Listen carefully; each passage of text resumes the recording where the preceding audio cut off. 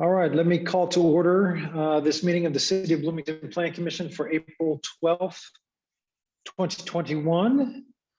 Let's begin by calling the roll. Burrell, Here. Tate, Here. Pereira, Here.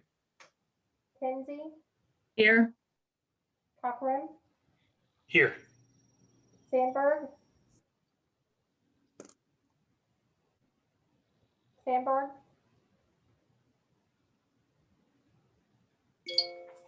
Here. Cyber, Here. St. John, Here. and Whistler. Here. Thank you.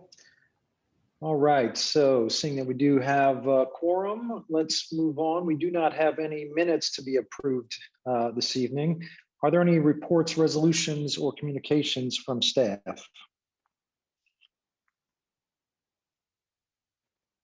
Jackie, you are muted now. Okay, sorry. No, we do not have anything new. Just a public thank you again to everyone for all the hard work on the UDO. That will be, and MAP, that will be starting at council on Wednesday of this week. Thank you. All right, any reports or communications from commissioners?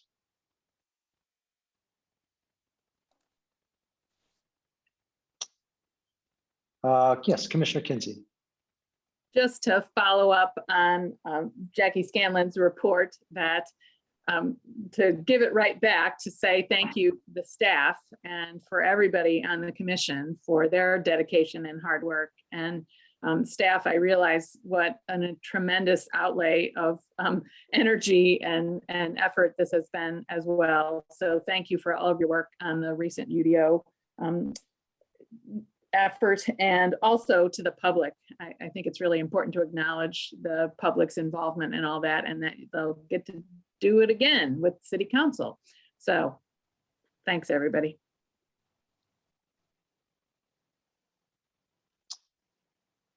All right, any other communications or reports from commissioners? All right, well, we have back to our kind of normal routine here. We've got 3 petitions on the agenda this evening. Those are PUD 1121, Cornerstone Medical Construction, and then we'll get to PUD 1221. This says Starbucks Coffee Company. And then finally, we'll have SP 13-21, Gene Goldstein. And we'll just take them in that order. These should be, I think, pretty standard what we're used to. But we'll start off with PUD 11-21, and I believe we've got Ryan Roebling here to present. Are you with us, Ryan? Yeah. Take it away. All right, thank you.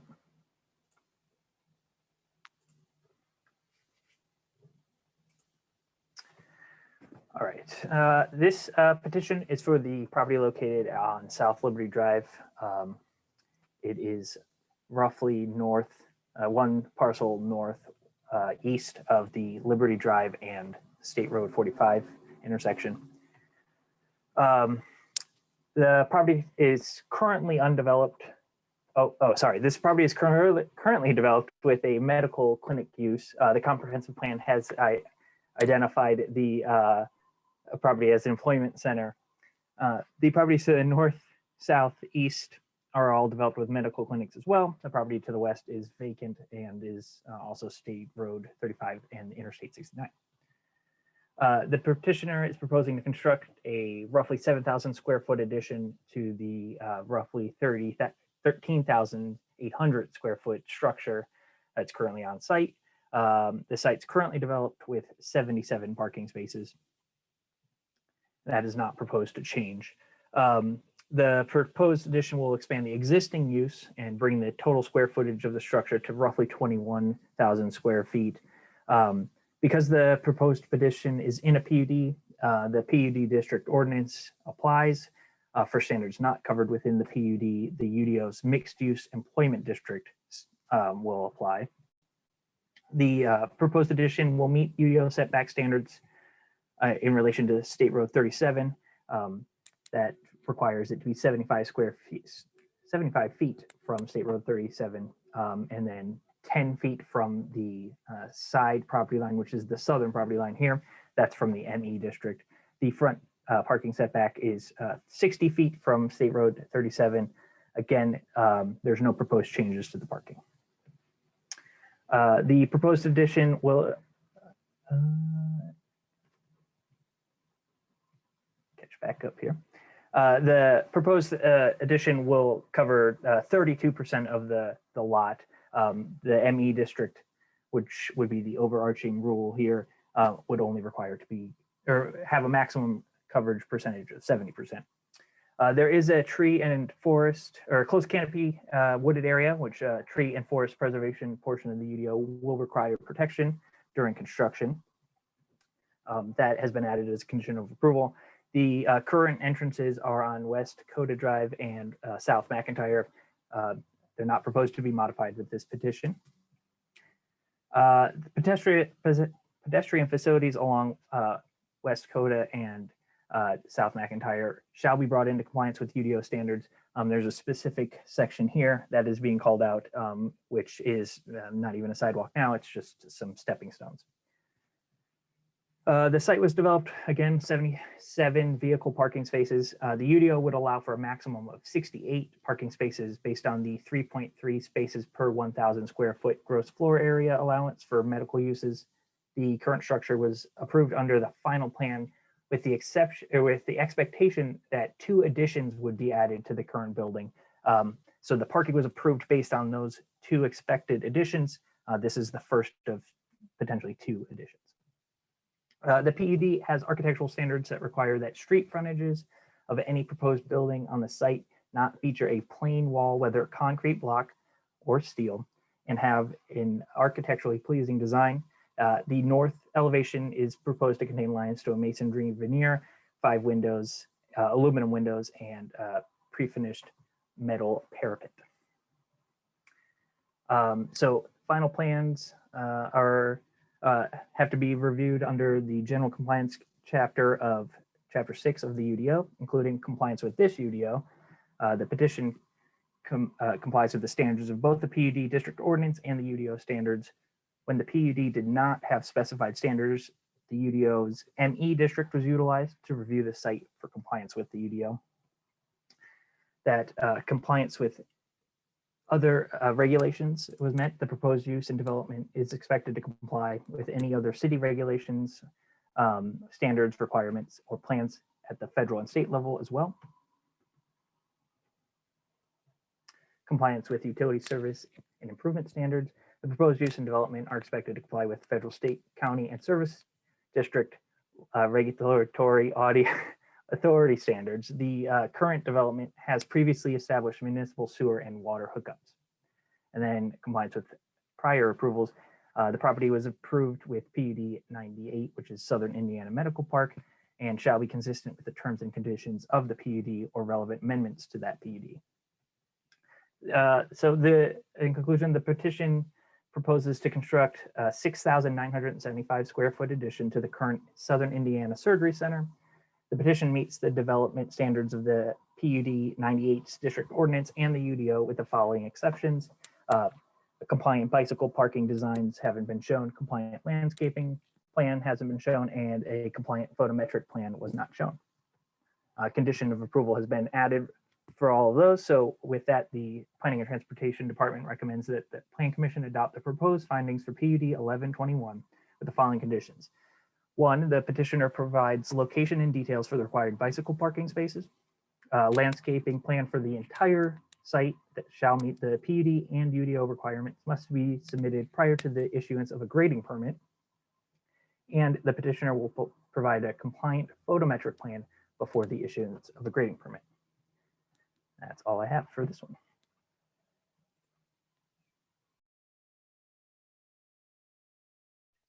Okay, thank you, Ryan. Is there a representative of the petitioner who would like to add anything to the presentation? Ryan, do you know who that is? Should be Dustin Foster. He's Okay. he's in there. Thank you. Hold on. Mr. Foster.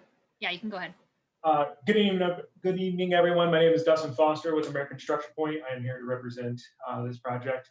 Ryan pretty much covered everything that we were proposing pretty well. I just wanted to let you know I am here in case anybody had any questions or would like any more additional information. I'm here and open to discuss. All right, thank you. Are there any questions for the staff or for the petitioner from commissioners?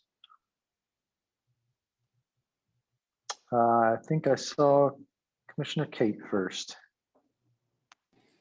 I just have a quick question, and I'm sorry if I missed it in the materials. Because the expansion is occurring, but there are no new parking spaces added, what is actually the nature of the expansion to the center? What's happening in that new space?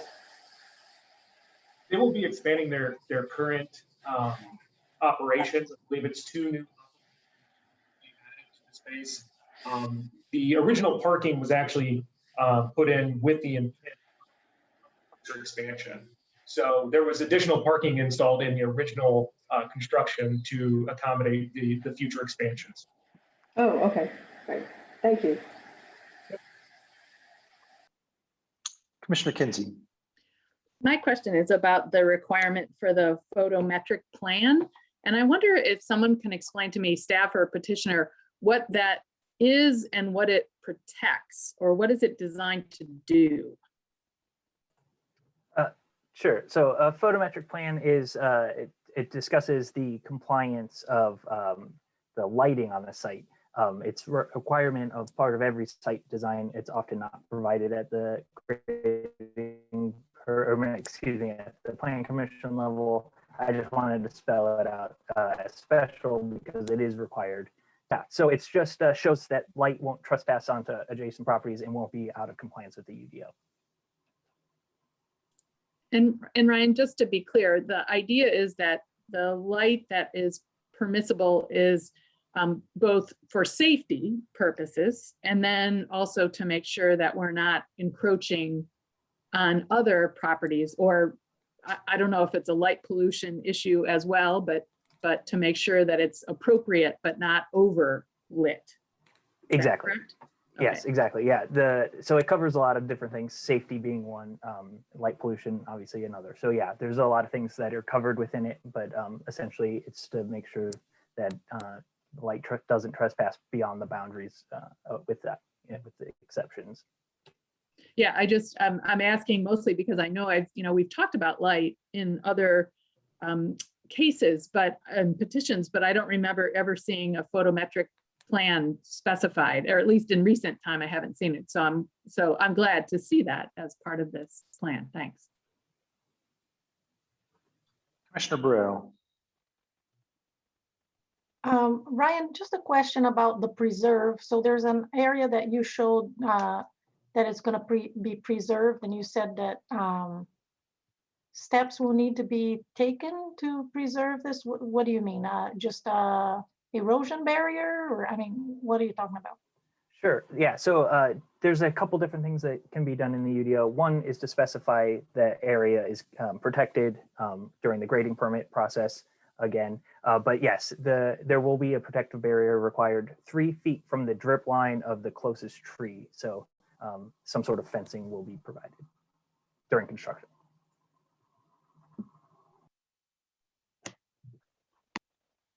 Any additional questions? Commissioner Seabour. Yes, just a question, and it might be more detailed than needed at this stage, but just to better understand, I saw on the site plan, the new section of sidewalk that was proposed was only 4 feet wide.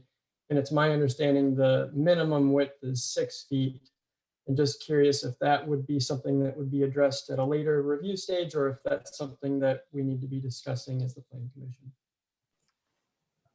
You're certainly welcome to discuss it as the Planning Commission. It will be addressed. It has to be met UDO standards have to be met moving forward. So again, this is another grading permit one where it will be talked about at a technical level then. Brad, can I add something? Jackie Scanlon, Development Services Manager, we talk about this sometimes. But just for anyone who hasn't heard this spiel or watching at home, site plans are kind of weird because they do come to Plan Commission for approval, but we don't require 100% plans because then we would basically be requiring the requester, the petitioner, to be doing fully realizable plans without them knowing whether or not they can do what they're asking to do.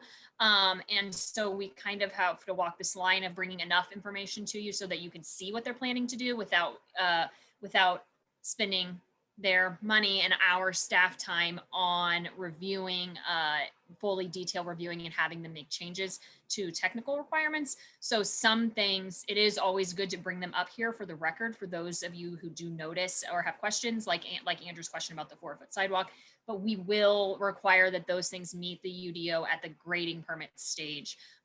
So you are approving the site plan, but if there are technical things that need to be corrected, we are still able to have them do that at the permitting stage.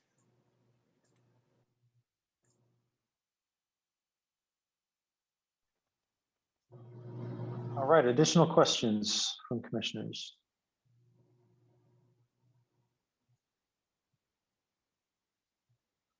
All right, seeing none, then we will go to the public for comment on PUD 11-21. If there's anyone here to make public comment, please let us know by raising your virtual hand. You can do that by clicking on the reactions button or the participants button in some versions. If you're on mobile, I think it may be under the more button. Just click on that raise hand and we will recognize you when it's your turn to speak. If you have trouble finding that button, you can always click on the chat button and send a message to myself or to Jackie Scanlon, and we'll try to recognize you. I'm not seeing any hands raised. Nothing on Facebook.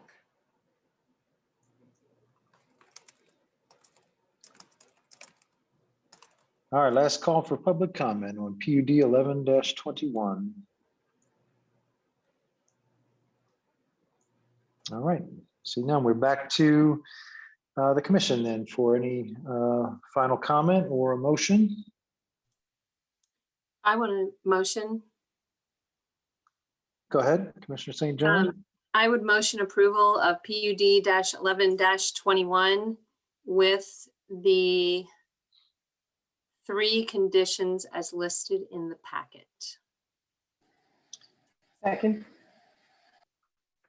All right, so just to clarify, your motion is to that we adopt the findings and approve 11-21 with the conditions of approval as outlined in the packet.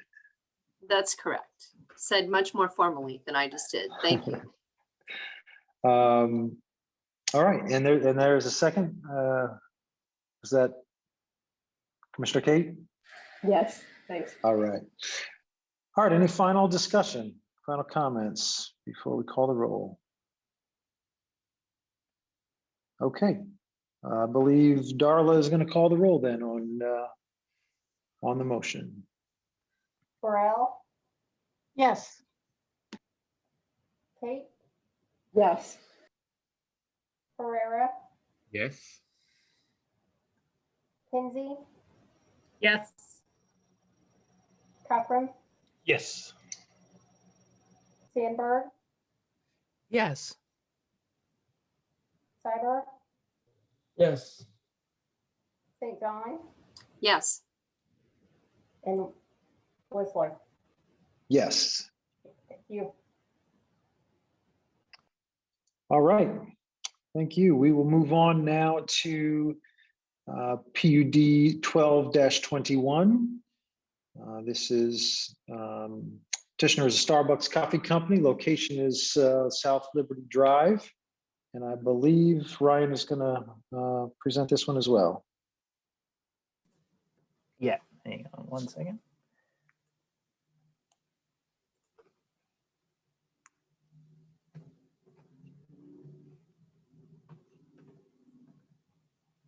Okay, this is the one for South Liberty Drive, which is at the northeast intersection of Liberty and State Road 45. The property is currently undeveloped. The comprehensive plan has identified the property as employment center. All of the surrounding properties have been developed with various commercial uses, including a financial institution to the southwest and a restaurant to the northeast. The petitioner is proposing to construct a 2,200 square foot restaurant featuring both indoor and outdoor seating, including a drive-through facility and 33 parking spaces. The proposed structure will be home to a Starbucks, which falls again under the restaurant use. The proposed structure will meet all PUD and UDO setbacks. The proposed parking will be compliant with the front setback along South Liberty. Of note here, I failed to mention in the PUD setback for State Road 45. They were designed on when State Road 45 had a total right-of-way width of 50 feet, excuse me. The current width of the right-of-way is closer to 175 feet. So the setbacks proposed to match, or our setbacks are proposed to match the existing developments within the PUD, which were designed in relation to the 50-foot width of the PUD that was specifically mentioned within the PUD. The MM district, which when the PUD district ordinance doesn't mention anything on, will be deferred to. The maximum impervious surface coverage is 60% of the property. The proposed site will be roughly 55.2% impervious surfaces. This site has no naturally occurring steep slopes, riparian buffers, karst geography, wetlands, or other notable environmental concerns. An erosion control plan has been submitted and a grading permit will be required before any development can begin within the property. The current site has 2 proposed drives offering ingress and egress from South Liberty. There will be 2 one-way drives which are 12 feet wide. The proposed drives do not meet the separation requirement along collector streets of 100 feet. A condition of approval has been included to have the petitioner find a suitable entrance design as agreed upon by staff and the city engineer. Pedestrian facilities along South Liberty Drive will need to be brought into compliance with the terms of the UDO. No pedestrian entrance is proposed to connect to the trail that runs south along State Road 45, as INDOT has requested that it not be included, and the PUD specifically calls out that once the state's plans for State Road 45 are finalized, then pedestrian entrances would be discussed. The proposed development will have 33 vehicle parking spaces. The maximum for this size and proposed use would be 25 parking spaces. The petitioner intends to request a variance to allow the 8 additional parking spaces. The 8 additional parking spaces are proposed to be paved with permeable pavers. The PUD's architectural standards require that street frontages of any proposed building on the site not feature a plain wall, whether concrete or steel, and have architecturally pleasing design. The north and south elevations have street frontages. The north facade labeled patio elevation here, as proposed, will feature brick, wood, ephes, and signage, including storefront windows. And then the south facade labeled here as rear elevation will feature brick, ephes, and signage. Additionally, the south facade will be screened by appropriate landscaping. The final plan approvals are required to meet the general compliance criteria of Chapter 6, including compliance with this UDO. The petition complies with the standards of both the PD district ordinance and the UDO standards. When the PD district ordinance did not have specific standards, the UDO mixed use medium scale district was utilized to review site plan for compliance. The proposed use and development is expected to comply with all city regulations and other regulation standards and requirements for federal and state governments.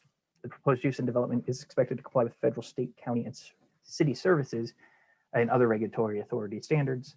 And then the property is within PUD 26, which is Part 37, and shall be consistent with the terms, conditions of the PUD or relevant amendments to the PUD.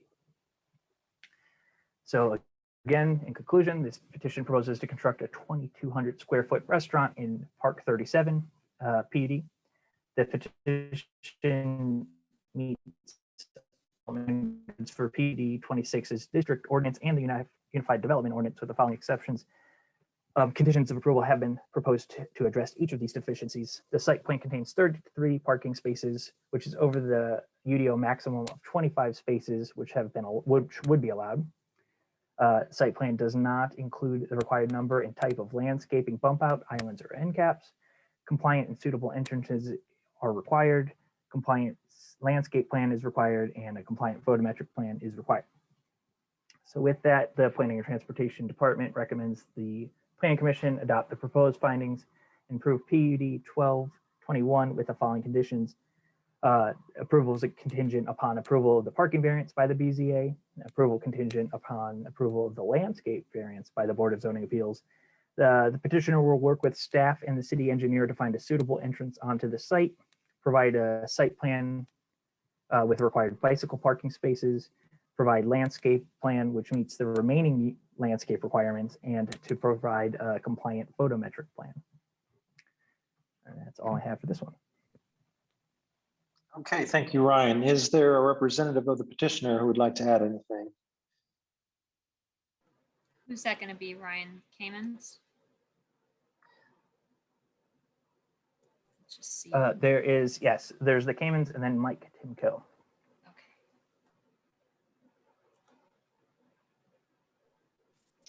Mike, Good you evening. both can unmute. Yeah, you both are unmuted. Thanks. Great, thank you. For the record, my name is Mike Timko. I work with Kimley Horn and Associates, and we are the civil engineer on the project. We're here on behalf of Starbucks. So firstly, thank you all for taking the time to hear our petition this evening. We greatly appreciate it. Ryan did a great job of introducing the project, so I'll keep this short and sweet. Just wanted to touch quickly on the conditions of approval to bring some peace of mind and shed a little light on those. So as far as the first one regarding the parking variance, it is likely that we'll pursue that. I think as everybody in the room knows, Starbucks can generate quite a bit of traffic. So we think it's in everybody's best interest to likely pursue a variance to allow for additional parking.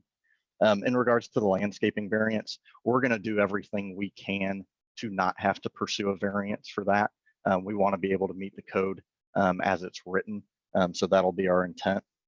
And then as far as the other ones go, we look forward to working with the staff, with the city engineer regarding the entrances, bicycle parking, photometric plan, and so forth to make sure that we're doing what we need to do to meet code. Other than myself, I also have Lucas Lance on the line. He is the architectural project manager. So if there's any questions related to the building itself, he is also here to provide technical support. So at that, if there are any questions, we are more than happy to answer those. Thank you. Are there any questions from commissioners for staff or the petitioner? Go ahead, Commissioner St. John. I was going to ask about the traffic. Mr. Timko did mention that, and if anyone goes to Starbucks on the south side, or honestly, even on the east side or wherever else all of them are, the one on the south side though is off of an arterial, I guess you call it arterial, we said in there. So I guess it's one thing to work on the entrance, which is great, but I do have a question. Maybe this is actually a question for staff.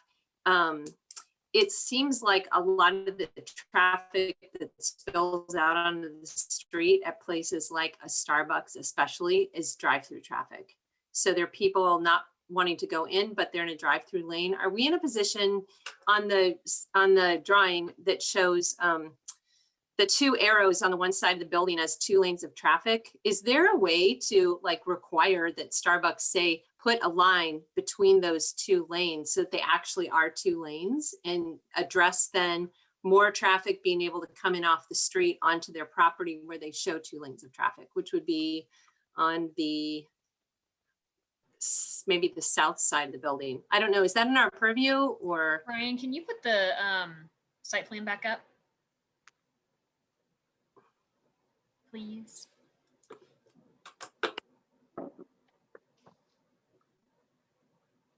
Because I think Starbucks does a good job of in this drawing of putting, encouraging 2 lanes of traffic to get in.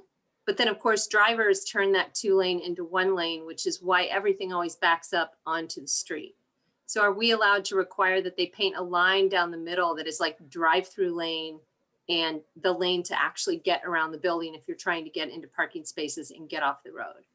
Sure, that's a good question. Mike, can you maybe weigh in on that? I think, well, first of all, they may be amenable to doing that anyway, so we could just ask them and see if that makes sense. But I don't know if that's something we can require. It's probably not as attractive because they usually do a really good job of making their stores attractive, but it would probably make the impact on traffic in an already very busy Liberty Drive probably less difficult for people. Sure. Oh yeah, hold on. Just a second. I think he has. Mr. Timko? Yes, sorry about that. I muted myself out of that's habit. Okay. So yeah, I think that's something that Starbucks would be receptive to. You hit the nail on the head about the intent of providing that wider drive aisle through there. As everyone probably knows, Starbucks has peak hours. So while there might not be consistent drive-through traffic, there are those peak hours, and so I think they'd be accepting of striping that lane all the way through, just so it does delineate a little bit better that drive-through lane and those in what I'll call those peak hours, because those would be really the only times we would expect those to tail back a little bit further through that part of the site. But I think that's something we would certainly be receptive to. So I think, and Mr. Rooker, correct me if I'm wrong, but I think we can say, I mean, if Mr. Timko is offering that as a condition that they're willing to do, then Plan Commission can accept that. But I don't they see any can't reason. mandate it. Right. I think that's exactly right. Okay. So yeah, so Mr. Timko, if you're saying that you think that can be included, then we can include it as that the petitioner's commitment to separating the ingress lanes, with a paint separation or something. We can add that, but only if you are amenable to doing that. I don't see it being as a problem. The only thing we would want to be careful with is, and I guess it's neither here nor there, since it would only be during peak hours, with having a 30-foot drive lane through there. I mean, that's wider than a typical 2-way lane. Mm-hmm. So I think people would, do what they need to do. But if providing a stripe is what it takes to get it done, then yes, we would be receptive to that. Okay, so Mike, can we, Mr. Rooker, can we add that as I'm forgetting what the term is, but when the petitioner, accepting that as some sort of proposal from the petitioner, and then and then we add that as an actual condition, correct? Yes, we can add that as a voluntary condition. That's fine. Okay, thanks for addressing that. I appreciate it. All right, any additional questions from commissioners? Commissioner Kinsey, go ahead.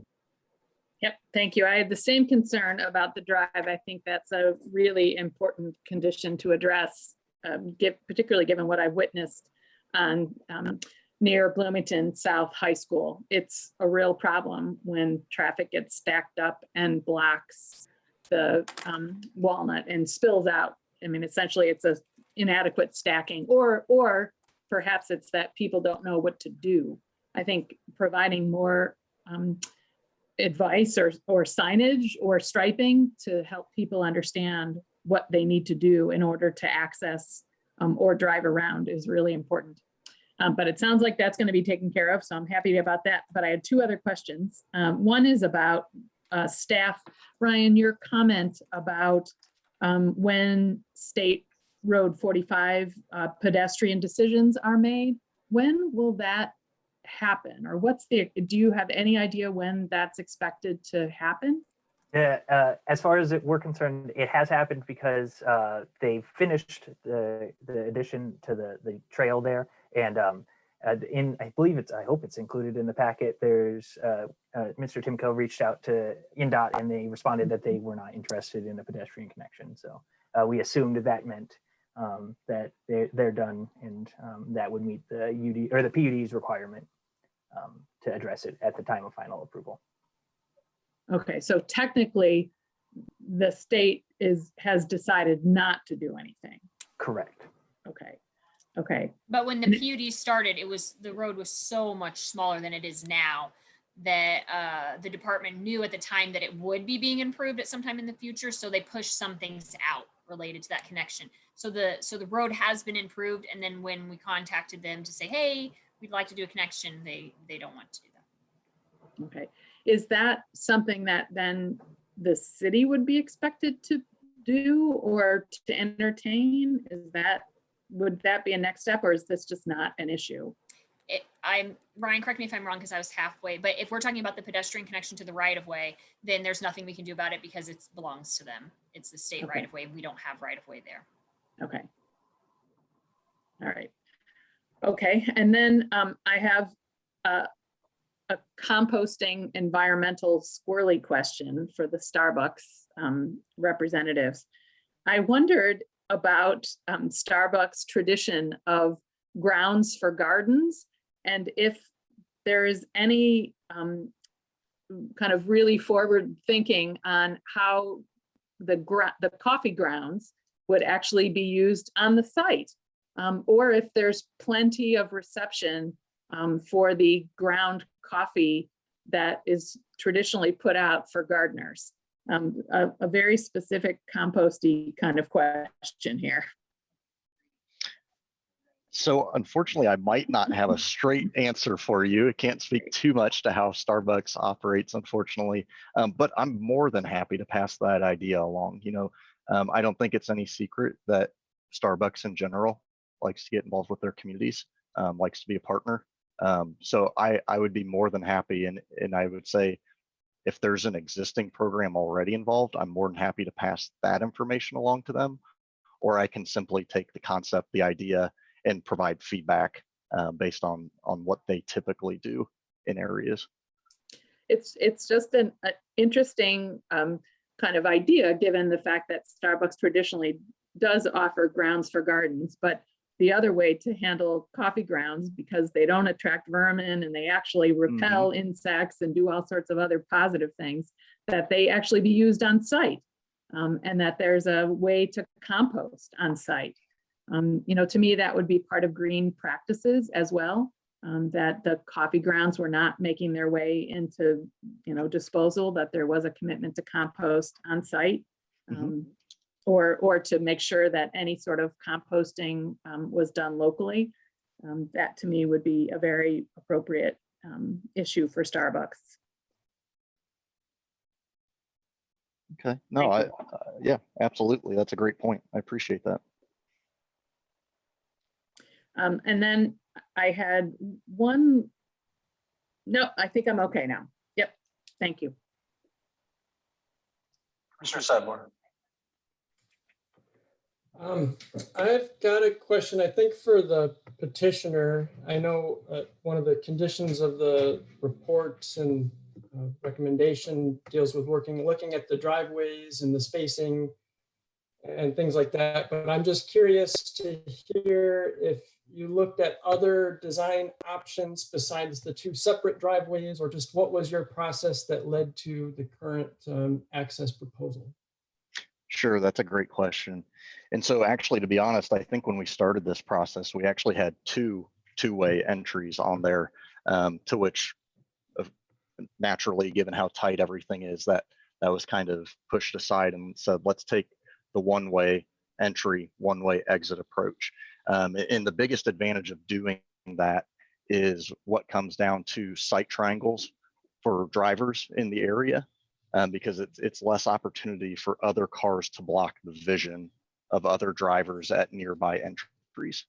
And so the one thing that I think we have an advantage, even though this site obviously has a very tight frontage, is that it's actually on the outside of a corner. And when you're on the outside of the corner, that really opens up your sight lines for your neighboring entries. So that's where I'm hopeful that working with city staff and with your blessing, of course, that we can gain a level of comfort knowing that this isn't the stereotypical straight line area where you can't see side to side when there's a car in the entry right next to you. And with being on the outside corner, we're still opening up those sight triangles and still making it safe for vehicles to come in and out of this site. Okay.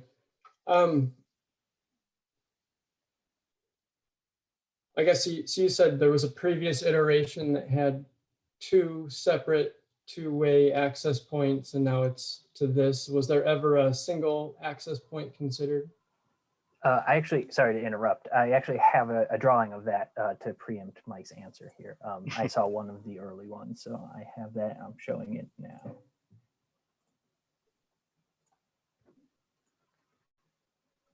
Hopefully that came up. Yeah. So, okay, yeah, this is one of the early ones we discussed, and then to come into compliance with other standards of the UDO, we asked them to modify it slightly, but that brought it out of compliance with the further out of compliance with the separation requirement. The entirety of the property runs only 136 feet across along Liberty, and the space would have to be 224 feet to have a compliant entrance at all. And the two entrances alone from Steak and Shake to the northeast and the bank to the southwest is roughly 200 feet. So having a compliant entrance with one entrance was difficult. We hoped that this would, the two one-way entrances of the issues that were more serious in our eyes.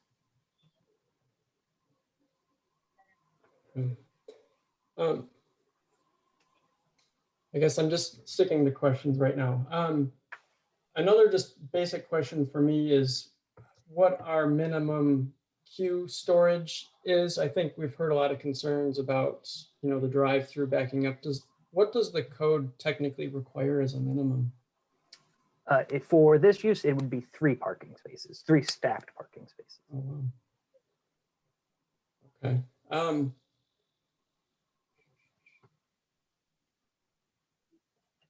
Okay, thank you.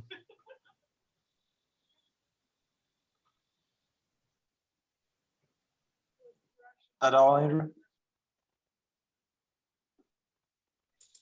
Okay, any additional, okay, all right. Any additional questions from commissioners?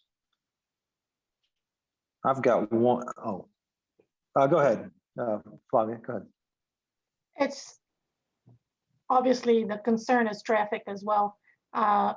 Is there a middle lane, a middle turning lane right in front of where those exits will be? Well, entrance and exit.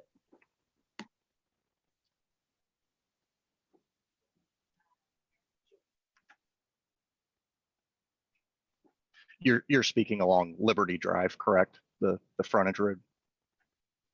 Yes, in front of, because I use that road, and when you go south on Liberty Drive, and you want to turn left, Yes, is going east on 45. Typically, that left lane is already, the turning lane is backed up already. I think there is a lane there. You can go ahead. I'm trying to share this. so based on the latest aerial photography I'm looking at, it looks like it's actually 2 lanes in each direction, but not a designated middle turn lane. Not a designated turning lane. Okay. Correct. But still being 2-lane each. Oh, well, Andrew, do you know the answer to that? If this work was done at some time, because these aerials say they're from a year ago. And this is the site here. And this is obviously 1 lane each way with a turn in the middle, but I don't know if this is old, if that's changed or it was changed to this. I guess we could. I can, I want to say this is new, but yeah. I want to say a few years ago, the city resurfaced the road and added a center turn lane and bike lane. So I do believe there is a center turn lane, unless it's changed in the last couple of years, but I do believe that exists.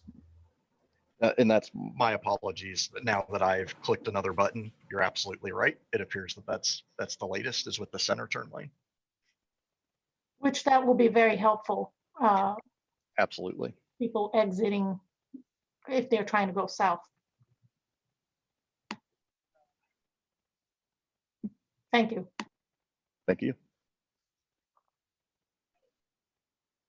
All right, additional questions from commissioners? Andrew, for a second bite at the apple, go ahead. Yeah, sorry. I guess another question just is regarding, I know we're not specifically looking at the variances and those are conditions, but I was just curious to hear from the petitioner. I guess first, I'm happy to hear that hopefully one of those variances will not be needed. But just curious to get a better understanding on the need for the additional parking it sounds like will be pursued. Just knowing it sounds like a lot of our discussion has been about the queuing from the drive-through, not so much from people going into the shop. Just wanting to better understand the level of need for all that parking for this small, relatively small building. Yeah, absolutely. And it's true. I mean, the 25 parking stalls that would be required by code. I would say 18 months ago, Starbucks probably wouldn't even be fighting this battle. Given how much we have moved to a online pickup and mobile order pickup, where we have designated stalls specifically for these modes of pickup, we're seeing a shift. And that's a part of why it's becoming more important for them to have these additional parking stalls, is because of that shift, because they think that mode is going to stay around. They don't see that going away even when things are back to normal. Thank you. Thanks. So yeah, my question was just to follow up on that, maybe for staff or for legal. If the approval of those additional spaces is a condition of approval, what happens if the BZA rejects that variance for those additional spaces? Does that? So the way that Ryan's written the conditions, if they reject the variance requests, then they will just have to remove the parking above that total. So the overall layout of the site plan won't change. They'll literally just take off some of the parking and turn those areas into green space. Okay, and do we know which spaces those would be? I'm not sure. I would have to ask the petitioner if they thought about that. So if that were to not be approved, the first stalls that would move or be removed would be the ones that would help put our landscape plan into compliance. Because as it was noted right now, there needs to be extra peninsulas and parking lot landscaping. So that would be goal number one. Then beyond that, we would probably pull off the ones that would be directly in front of drive-through stacking in peak hours from there, just because that's the kind of the easy pick, just so we're creating more space there if it's ever needed. So those would be the two places. We like the idea of keeping parking off to both sides of the building, just from a flow perspective. But if we need to lose 8, we would do what we need from landscaping perspective first, probably pull a couple from the potential drive-through stacking area and then go from there. Thank you. Thanks. Any other questions from commissioners? Commissioner Kinsey. yeah, given the additional comment about the need for essentially pull-up spaces where someone would come in and pick up a pre-order, I think that's what the petitioner is describing. So now that we're all accustomed to phoning in and knowing that our order is ready for pickup, a person would just need to be able to pull in to a spot near to the building or the entrance to run in and get their beverage that's waiting. And are there dedicated spaces for that? Would that be part of the request for additional space, is to also dedicate and identify those spaces as such? So we don't currently have it shown on the site plan, but that's a great point. And that is the way that it's typically approached, is that there would be, similar to an ADA parking sign, there would be signage that reserves spots specifically for that use. Okay.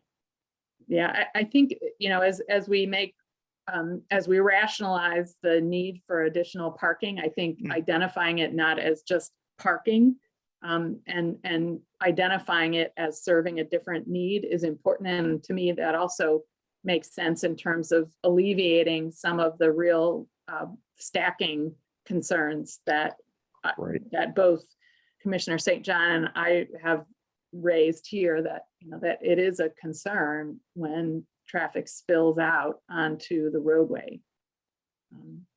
So being more clear about how people should park and where parking or pickup spaces are available, I think will help alleviate some of the problem that I've seen other places.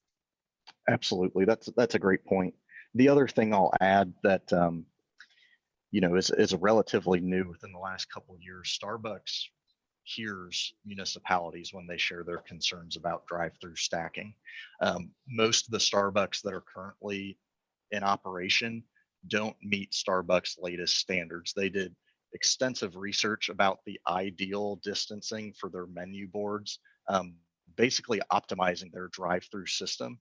And that's going to be a function of this new site plan as well. So the stacking that you're seeing at old Starbucks layouts may not be optimized the same way that this one is currently, based on the research that they've done about proper spacing between pickup window and menu board. Okay. Thanks. Commissioner St. John. I just have one more follow-up question. I see it's, I think, 2,200 square feet.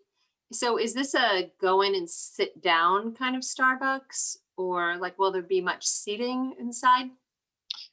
And Lucas, I may let you answer the seating question if you have an exact number. But yes, there will be indoor seating for this facility. Okay, because I guess the other part, this isn't a question now, this is just a comment. I try sometimes to think about this like I don't live in Bloomington, because I always think about, like, I'll be on the west side and I'll pull up my mobile app and I'll be one of those people that pulls in and grabs a drink and leaves. But it's really close to a major interstate. And I do a lot of car traveling, and sometimes we're pulling into a Starbucks to stop and go in and get out of our car. So to the extent that you have people sitting in there who are coming off the interstate, who have been driving and don't want to also go through a drive-through, but use it as a place to have a break, if that's even space for that, I can see why you would want more parking. So yes, and there will be not only indoor seating, but also a small outdoor patio seating space as well. Yeah, so I get that, actually, because it is, very close to the interstate at the end of the day. It's just right there off the exit. So, okay, thanks. Thank you. Additional questions from commissioners? All right. I think we are ready then for public comment. If you would like to make comment. Oh, Eric, someone was trying to talk, one of the petitioners. He's unmuted. I just wanted to say hi. That was it. Hello. Thank you for being here. All right, we'll go to public comment then. If you'd like to make comment, look at the bottom of your screen under participants or reactions, look for the button that says raise hand or send us a chat and let us know if you'd like to make comment. You'll be recognized when it's your turn and you'll have up to 5 minutes to speak.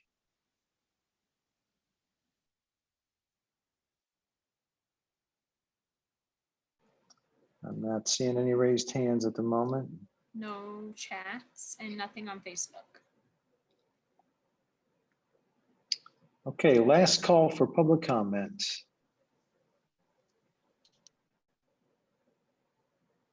Going once, going twice. Okay, we are then back to the commission for any final discussion or for a motion. I'll move that we approve PUD 1221 with the 6 conditions outlined by staff in the report. Second, And I think, wasn't there a 7th condition actually? the striping. Yes, Yeah. and the 7th condition of the striping as well. Ryan, do you want to go ahead and read that? Or show it or whatever? Okay, so there's the new one at the bottom. Plan Commission will accept the voluntary condition to visually separate the entrance driveway into 2 lanes with pavement markings. Does that cover what you're, okay. Okay, so let me restate that. I move that we approve PUD 1221 with these 7 conditions that have been outlined by staff. And adoption of And- findings. Mhm. Second, Okay, so the motion is to accept the proposed findings and adopt PUD 1221 with the 7 conditions of approval. We have a second. Any final discussion, final comment? Go ahead, Andrew. Sorry, just a couple quick comments. I certainly appreciate the 7th condition. I think just thinking it through, I don't know how they'll be able to, whether they'll be able to label that entire stretch as like a drive-through lane versus a travel lane, just as it relates to people being able to get in and out of parked spaces. And if vehicles leaving, they'll be able to get in and out of those spaces without crossing lane lines. But I trust that the petitioner has agreed to this, so I'm not too worried about it, but that is just more of a detail. And then just as it relates to the driveway locations, I know it's listed as one of the conditions, but just I think wanting to work a little bit more with staff to understand all the trade-offs of different design-related issues that could have some minor changes to the site layout. That as long as I just wanted to highlight that because it is a little unusual to have something that could be relatively significant at a site plan of what we're seeing right now.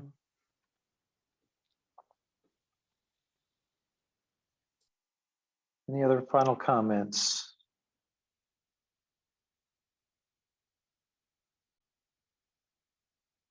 Yeah, just one final thought to share. Is just when we think about designating spaces as those pickup spaces, I know it's common to make the spaces sort of closest to the entrance, the ones that are designated there. In this particular layout, if the drive-through line is backed up, it would actually prevent anyone from pulling into one of those designated spaces. Obviously, this is just a suggestion, but it may make more sense to designate a space on the outside to the right so that people can pull into those spaces and enter the building even when during those peak hours when the line is backed up. Any other final comments before we call the roll? All right, I think we're ready to call the roll. Burrell, Yes. King, Yes.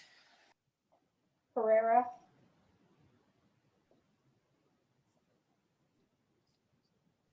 Pereira,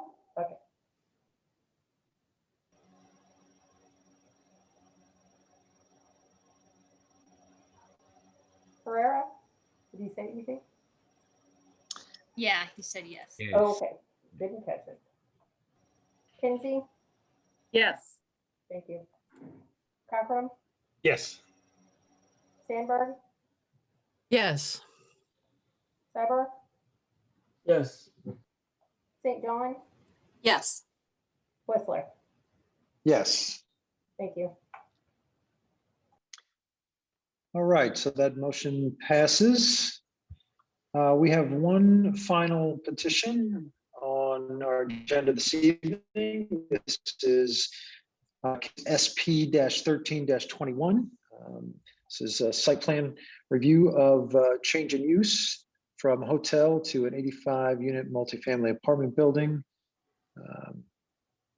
Petitioner is Gene Goldstein, Brahmic Design Group, and I believe we've got Keegan to present. Yes, Go ahead, Keegan. The floor is yours. thanks. Okay.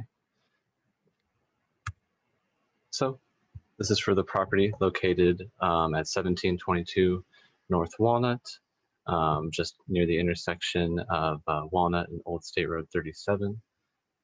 The property is currently zoned mixed-use corridor and developed with a 3-story hotel.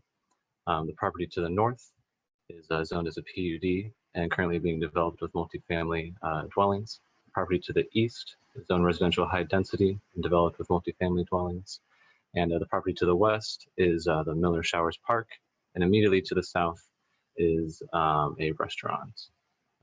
Like you said, the petitioner is requesting site plan review for a change in use from a hotel to an 85-unit multifamily apartment building. The petitioner is proposing to renovate the existing structure and convert the hotel to apartments. So they'll take the 85-room hotel and create 85 one-bedroom dwelling units. The UDO requires that developments that contain more than 30 dwelling units be reviewed by the Plan Commission. So since the petitioner is using a non-conforming site and structure, limited compliance regulations apply here. So the UDO requires that some elements of the site be brought closer to compliance with code. For this, that would include bicycle parking, pedestrian facilities, and landscaping, including street trees. Landscaping will be updated to meet current code and street trees will be installed. The petitioner will provide bicycle parking on site and connect internal sidewalks to adjacent public sidewalks. This is what we're reviewing, like I just said. For major site plan review is required for any petition with more than 30 dwelling units. Since this is going from a hotel to multifamily dwellings, they will be adding the 85 dwelling units, thus needing the major site plan review. Here's just a picture of the current structure. And like I mentioned, they're using the existing structure, so there's no proposed additions or changes to the structure. They'll be updating the landscaping, adding bike racks, things like of that nature. This is kind of difficult to see, but this is the landscape plan.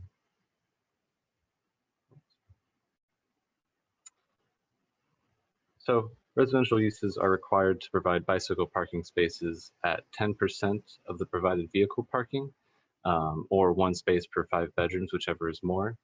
The site currently has 87 vehicle parking spaces, so a minimum of 17 bicycle parking spaces are required. A condition of approval has been added. With this petition, new landscaping is required to be installed to the maximum extent practicable. A landscape plan that meets all UDO requirements must be submitted prior to approval of a grading permit, and a condition has been added for that as well. For street trees, a minimum of 1 canopy tree shall be planted per 40 feet that abuts a public street. So for this site, it would be 4 street trees. The city's urban forester will need to be consulted about the species and street trees, which can be utilized for this development. For the general compliance criteria, this development is compliant with applicable standards of the UDO. The development is compliant with other city regulations. For utility service and improvement standards, the petition is compliant with other applicable regulations. No public improvements are required with this petition. And the development is compliant with prior approvals I did receive a call from a member of the public of the adjacent Hampton property about an easement that's on the property. So just to be clear, this doesn't alter any easements for the property. For the comprehensive plan, this area is designated as urban corridor, which states that multifamily uses in this designation should be integrated, uses into existing retail and commercial areas within the district can apply to a mixed use approach within individual buildings, sites, or between adjacent properties. Land use policies for this area state that development and redevelopment within the district is particularly suited for high density residential and mixed use residential commercial uses. Consider opportunities for infill and development to increase residential density. And districts are located along major roadways in order to provide convenient pedestrian, bicycle, transit, automobile, and truck access. So based on that, the petition meets all requirements of the UDO. Some aspects of the site will be brought closer to compliance with the UDO based on the limited compliance criteria. And the petition is also in line with the goals of the comprehensive plan in the urban corridor district. So the Planning and Transportation Department recommends that the Planning Commission adopt the proposed findings and approve SP-13-21 with the following conditions. One, that the petitioner will provide the required number of bicycle parking spaces on the site plan prior to the issuance of a grading permit. And two, that a landscape plan that meets all UDO requirements, including required street trees, must be submitted and approved prior to issuance of a grading permit.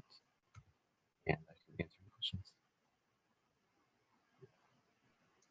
All right, thank you, Keegan. Are there any, is there a representative of the petitioner who'd like to add anything to the presentation?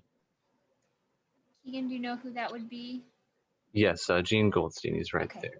Looks like, there we go. Should be able to unmute. Oh, there we go. There you go. Just finally did. Hi, everybody. My name's Gene Goldstein. I'm the architect on this project and calling you all from sunny Tucson, Arizona, where I reside. I just first want to say, because I've never done a project with the city of Bloomington, thank you very much to Keegan. He's been extremely helpful from day one, because I'm really kind of traveling through the forest here without a flashlight at times. So he's been very helpful, and I want to say thank you publicly to him. I don't really have too much to add from what Keegan presented. We are 100% amenable to the conditions that have been imposed on this project, being the bicycle parking, landscaping. Just as a quick background, my clients have bought projects like this in other areas of the country, and hotels these days just really aren't performing, unfortunately, because of the pandemic. And they see an opportunity, plus the fact in most areas there's a deficiency in housing, and they see an ability to take a project like this and put in a kitchenette, very minimal facilities, and make it an apartment, longer term dwelling function. We will look at the exterior, do some cleanup, possibly painting of it, some nice stuff to it. The interiors will edit through obviously different permit process. We'll take some of the hotel oriented uses like, lobby reception and turn them into a co-work space. We'll create a better fitness center. We'll create a laundry facility, a fitness room, a game room, things like that, which makes it more appropriate for apartment use. But we have no intentions of adding on or requesting adding on anything to the buildings or heights or anything of that nature, changing the parking lot, other than what we're required to based on the conditions that we get for this if we get approved. So having said all that, I don't have much more to add, but thank you for your time. Thank you. Are there any questions from commissioners, either for staff or for the petitioner? Commissioner Kate. Hi, this is a question for the petitioner. Mr. Goldstein, could you give us a sense of what you expect these apartments to go for in the market? Kind of get a feel for who your target market is. I'm gonna shoot from my hip because it's really not my, there's a big team that puts these together and that's really not my thing, but I've heard the word market rate come out most of the time. I think they will not be high-end rents at all. They'll be more towards the lower end because the amount of remodeling that's being done is not, you know, we're going to redo all the flooring and carpeting and kitchenettes and the things I mentioned. So they try to keep their costs down. We're not changing out the entire mechanical or electrical or plumbing systems if we can help it. So it's market rate. Okay. Thank you. You're welcome. Additional questions, Commissioner Cyborg. Thank you. A question about, I think this is for the petitioner, but in the staff report, it talked about there needing to be a sidewalk connection from what goes around the building and parking lot to the public sidewalk, but I did not see that on the site plan. So I was just curious if you could at least let us have an idea of where you think that connection will go. I think recognizing there is a little grade issue there too. So just making sure that it is all ADA compliant. Well, I don't have the site plan. I don't have it. I'm not smart enough to pull that up as a second drawing. If Keegan wants to pull it up, we could kind of talk through it if you want to do that. But it'd always be my understanding that, and what we always find is that most municipalities require an ADA accessible route from the building proper to the right of way. And we would assume if our site plan doesn't show that, we have zero issues at putting that in.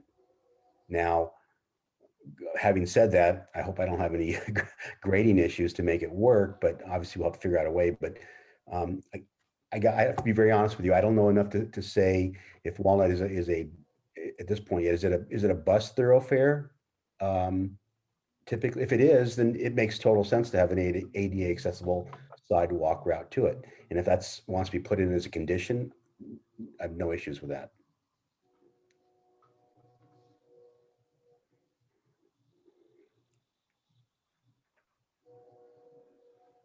Sorry, y'all. I was just trying to pull up the site plan that I had up here so we could look at it.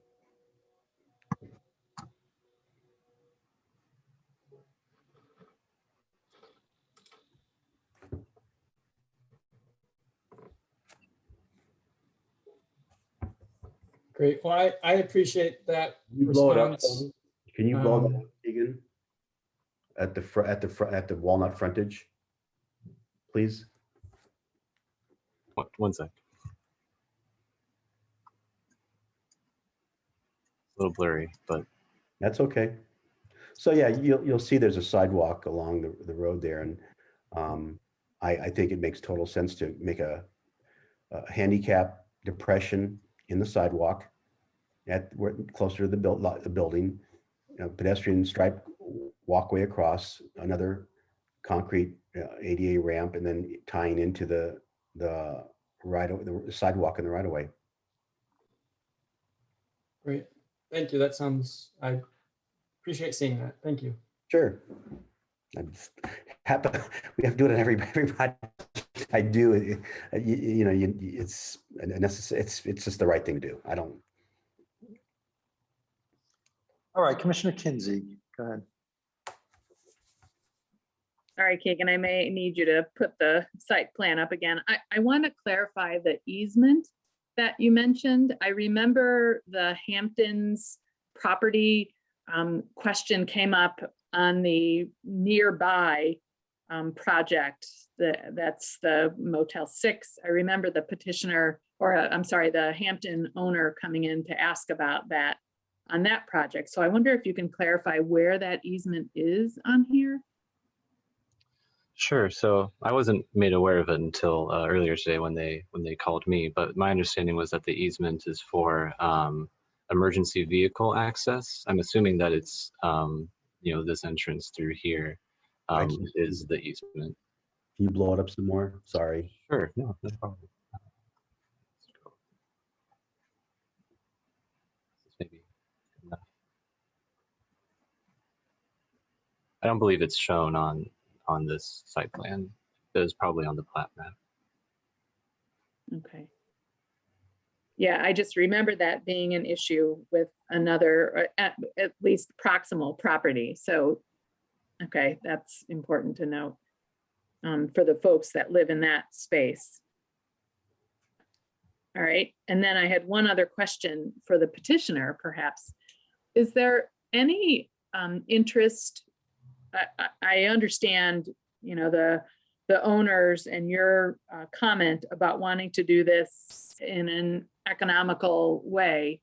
But I wonder if there's been any talk about green building practices or anything in the renovation, simply because this site is completely treeless and would be a great site to improve and make use of green building practices. Has there been any discussion of solar or any other green building practices? There's been no discussion so far about solar. That's the honest answer. Is it something that they haven't really thought of doing that in any of the projects, to be honest, and we've done these in a number of cities. It hasn't been put on the radar at this point.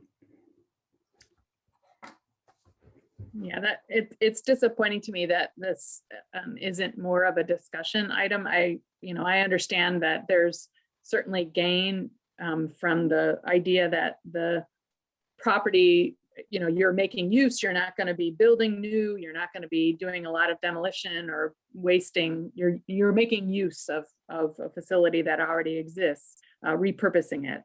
And, that's good, but I just wonder if there's an opportunity here to take advantage of some green practices in this. I say that, but there's other members in our group that deal with, I don't deal with the solar personally at all. I just don't. But in our group, and some are in LA, some are in Phoenix, they may be looking at that stuff. And I'm not trying to say that to appease you. I'm really not. Mm-hmm. They may make initial calls and see what's involved and make that process. Some cities, it's probably not a big deal. Other cities, it's a big hurdle to get solar going. But it's a good question. Honestly, we've talked to so many people. You're the first person that's really kind of put it on us, and it's a fair question. I like to know more myself. I'm going to ask them. Yeah, I don't know if that's a question for staff at all, to see how much that can be part of our building plans. I mean, there are certain places where it seems like it's more possible. And for me, this is one of those places that is very possible, given the fact that we would not need to remove trees in order to make solar power possible. Sure. So the way code is currently written, of course, they could choose to do that. But because this is a by right limited compliance site plan project, we can't mandate that they do it. Yeah. But yes, agreed. I mean, it's an open location, and Keegan showed it's kind of hard to see in this context on these, screens, even live, but the landscape plan, they will be adding greening the property in that way. But yes, we cannot require them to, because they're not seeking any incentives. They're not seeking any of our green incentives, so we can't, we haven't had that discussion with them about that. Yeah. Okay. Thank you. Commissioner Burrell. I'd like to go back to the easement question. Is there any way we can go to Elevate and look at the adjacent properties around the property, the subject property? Sure. Just give me a sec to pull it up.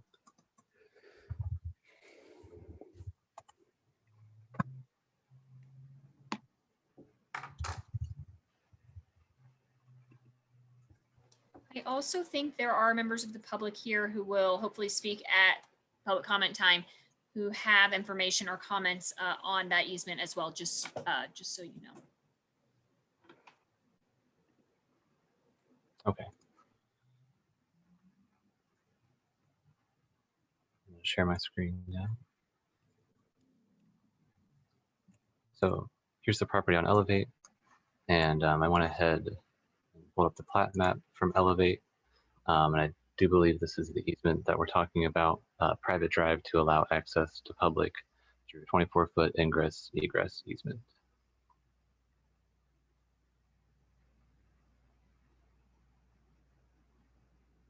So that easement exists now, right? And their existing design and their existing parking lot, and they're not changing any of that.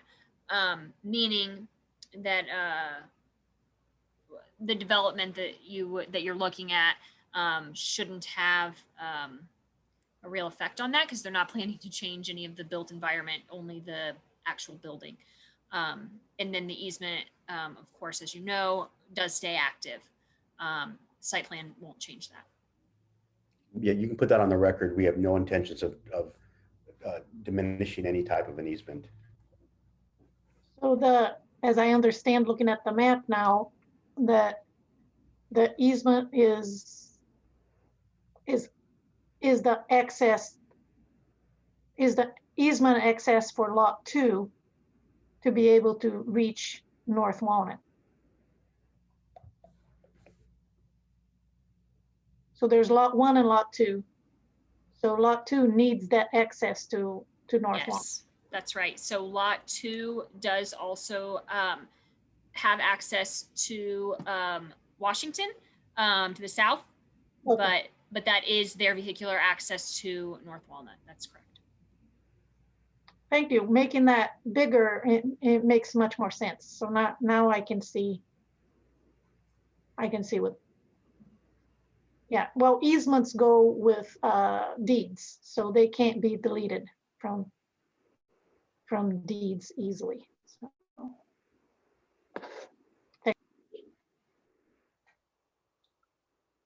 Thank you. Additional questions from commissioners? All right, seeing none, then I think we are ready for public comment. If you'd like to make a comment, just look to the bottom of your screen, click on the participants or reactions tab, try to find that button that says raise hand, and we will recognize you, and you'll have 5 minutes to speak. If you have any trouble with that, finding that raise hand button, then just send us a chat and we'll recognize you.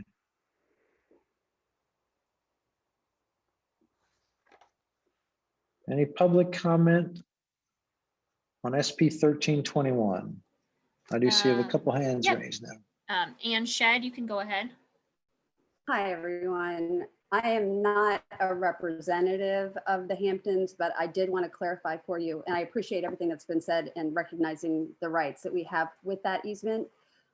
It isn't just for emergency, not just for emergency vehicle traffic only. I don't know if you saw that in the chat. Okay, thank you. And I appreciate you standing on record saying that nothing is going to change with our easement. That's it. Thanks. Thank you. Oh, B Square Beacon, Dave? Can you hear me? Yes. Thanks. Dave Askins with the B Square Beacon here. First of all, I want to say that I do understand that for questions that might get asked during public commentary, there's absolutely no obligation for those questions to be taken up, but I do appreciate the chance to ask them anyway. And because in the past, the Planning Commission has been reasonably accommodating about that anyway. Thank you in advance if they do get answered. This is a kind of a long windup for a question. The zoning for this parcel in the proposed new zoning map that the Plan Commissioners just forwarded to the City Council looks like it's going to be mixed use student housing. So that will be the zoning if the City Council approves the new map. So under the mixed use student zoning district, the parking maximum would be 0.75 spaces per bedroom. That's as I understand it anyway. But that's not the zoning that's in place now. So this site plan review will, or this site plan, this project will wind up with more than a 1-to-1 parking ratio instead of 0.75. So I'm just looking for confirmation that there's not really any tools available to the Plan Commission to use here to compel the reduction of the amount of parking And that's just because this is a site plan review, not a zoning issue, as I understand it. In other words, the parking space question, the number of parking spaces, that would get analyzed in the same way, or it's the same kind of situation as the question of solar that Commissioner Kinsey raised. So sort of the general question, am I thinking about that in the right way, or am I missing something there? And then a second question for the petitioner, is there an estimated time frame for when the conversion will be completed and the apartments will be available for rent? Thanks very much for your consideration. Thanks. Thank you. Any additional public comment?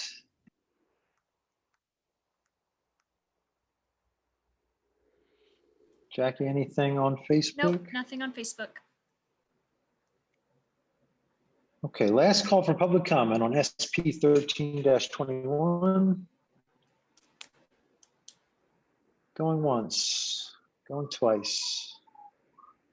All right, we are back to the commission for any final comment or for a motion. Commissioner Kinsey. I would like to address or ask the staff to address the question that Dave Askins raised about one, the parking and what can be compelled in terms of the number of spaces, and also the then to the petitioner when the conversion will happen. I think those are both great questions. Great. So yes, the way he described it is accurate. We can't, so to confirm, yes, you as Plan Commission can only hold them to the current zoning code and the current zoning district. So that zoning district allows more parking per dwelling unit than the proposed zoning district will. And so you cannot compel someone to meet the requirements of a district that doesn't exist. Yeah, so that's the answer. Any other questions or comments? Commissioner Kate. Did you want me to respond to the question about timing? It was a question. Would you please? Yeah. Yeah, that was what I was going to Sorry, ask. please go ahead. It's okay. So depending if we get approval today, I would guesstimate we would have plans going into the city within about 3 to 4 weeks for building permit, site permit review. Again, I just got to get my hands around the exact language there, how we do that. Your permit process, I don't know how it's going there. It's not good here. It's just things are just really taking time. But it could be, say it's a couple months. I don't know. I don't know how long Bloomington's taking to review plans. But once we have permit in hand, which I can't control, but what I can control is that we would start construction thereafter. Funding is in place, and this is probably a 60 to 90 day project. And then so that's when units would be available for rental. Commissioner St. John, go ahead. So this is for the petitioner, just a quick clarifying or confirmation. So I think I heard you say that these are the footprint of the hotel room itself becomes, I think, what one might call a micro apartment with a bed and a kitchen and a bathroom. Is that correct? Yes, earlier it was described as a 1-bedroom unit, but it's not. It's basically a studio unit, micro unit, studio unit, Okay. and we're keeping the bathroom where it's at. We're keeping, whether it's a queen, double, whatever the renter wants to put in. We're putting in typically a 4 to 6 foot long kitchenette with a sink, some very, very minor appliances that we can make work with the existing electrical capacity of the building.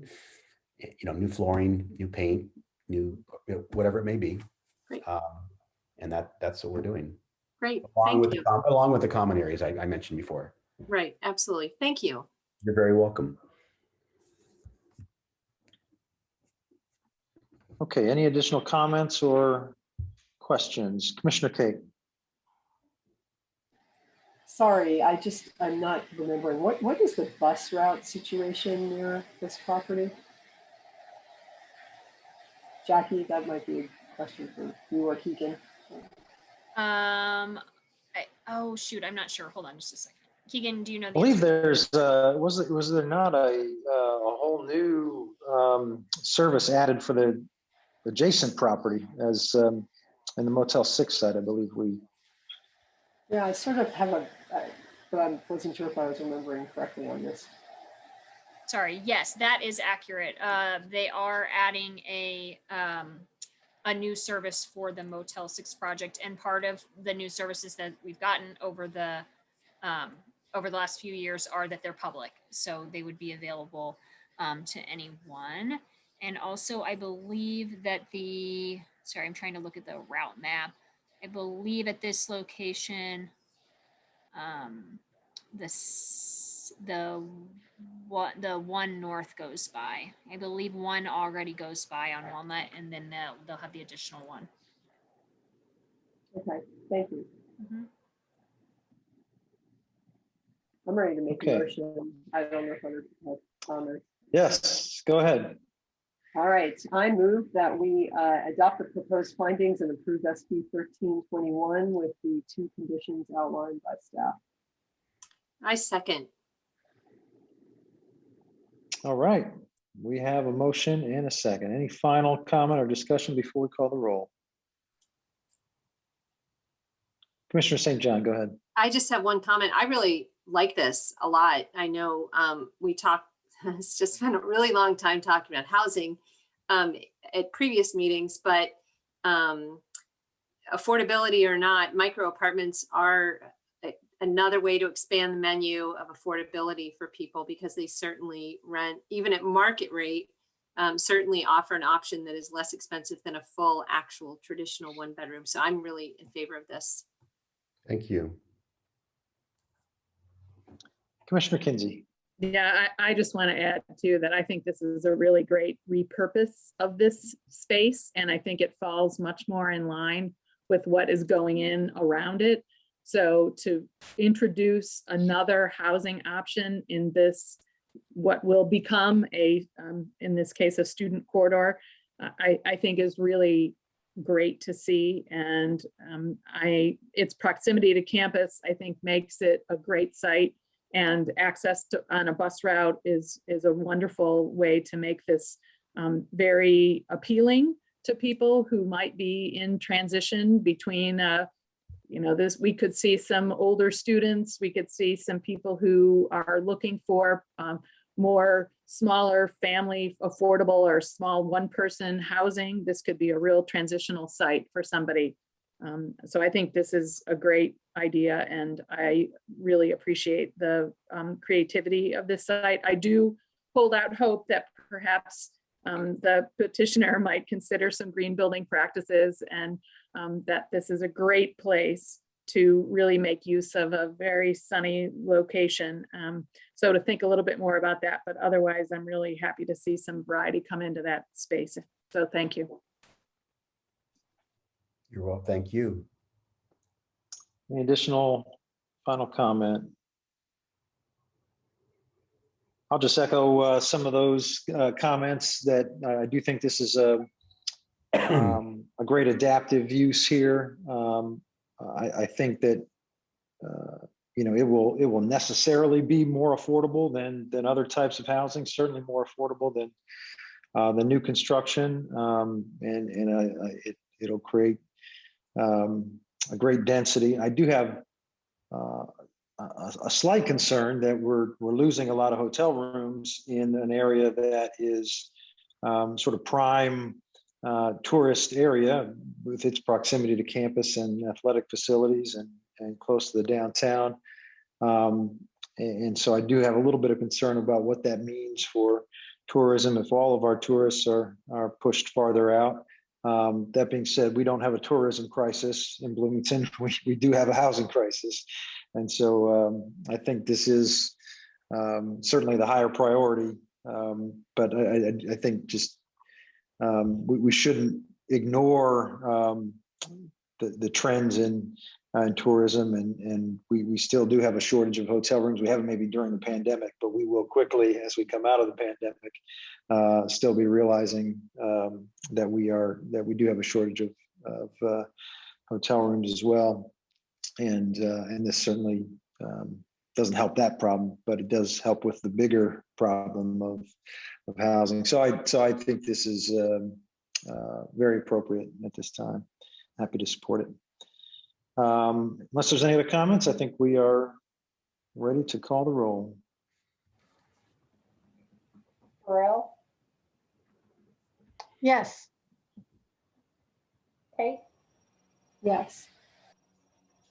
Pereira, Yes. Kinsey, Yes. Cochran, Yes. Sandberg, Yes. Cyber, Yes.